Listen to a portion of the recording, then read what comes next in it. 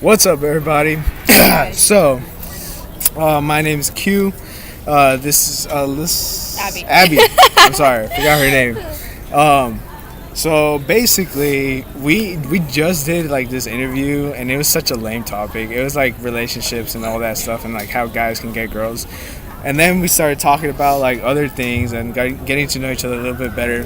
And she started telling me about her story on why she decided to become a nurse, actually. And it was such a motivational story that I decided that this would be a much better video than what I had previously in mind. So let's get into it, okay? All right. Want me to start So off? okay, yeah. So she wants to be a nurse, and she said the reason she wanted to be a nurse was because she was in a hospital for some time, and the nurses that really motivated her into getting out of her situation and all that stuff. So yeah, go ahead. Why don't you tell us about it?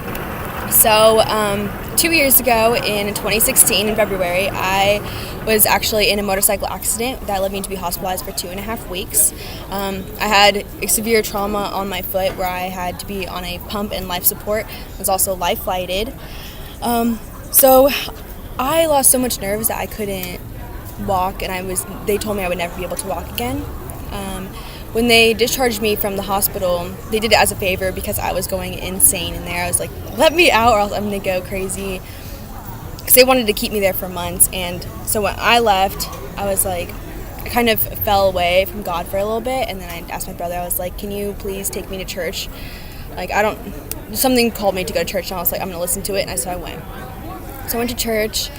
And at the end of church, like, they do an altar call, and they call people down for prayer. Like, they're calling for people with cancer and for all these things. And so, like, the announcer went away, and some random person came up to the auditorium. He was like, I just had a call saying if somebody's been in a recent accident to come down. And that's when I was like, holy shit, like, this is why I'm here right now. I'm going to get all teared up. Okay. I was like, this is why You can do this. Yeah, this is why I'm here right now. It's because that was that very second moment that changed my life forever. I didn't have my wheelchair yet, so I had crutches, and I crutched down, and I got prayed for, but I felt like I just didn't know. I just knew like all I could do was just hope that this was going to work, and that's the only thing I knew I could possibly do is at that moment was just hope.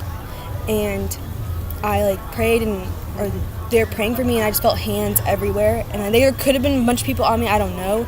And then all of a sudden I just remember like feeling lifted, and like I was on my tippy toes, and I was able to walk, and I instantly collapsed to the ground and was crying. And my brother came down, and he was hugging me and crying. I'm getting goosebumps right now. This is crazy. He was hugging me and crying, and it's just so insane how that moment I was able to walk again. And before that, I was purchasing heels online, and I didn't buy them yet, and I had them in my shopping cart. And I was like, I'm gonna buy them just because I'm never gonna be able to walk again, so might as well just have heels on while I'm in my wheelchair.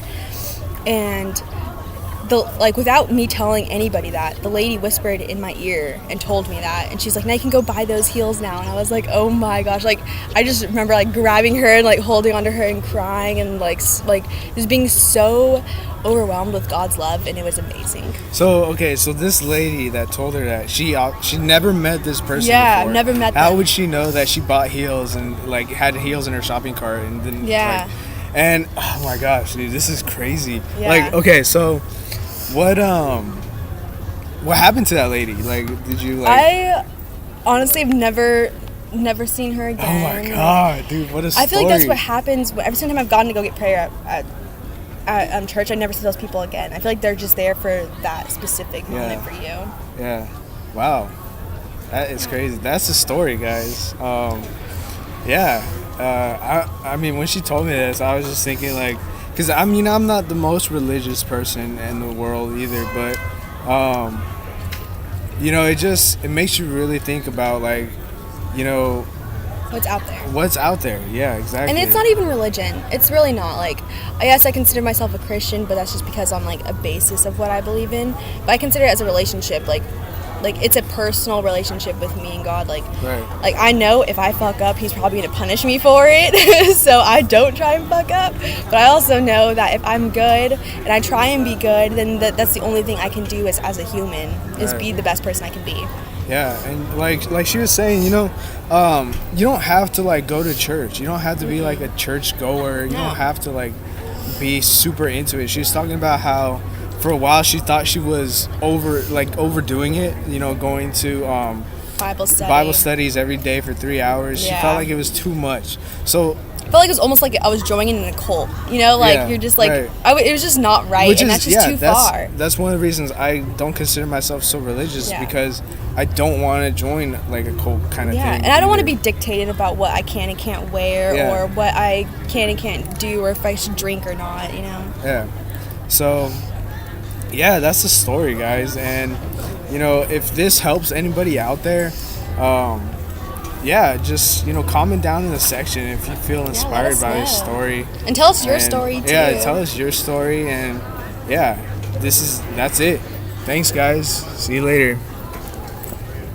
Sweet.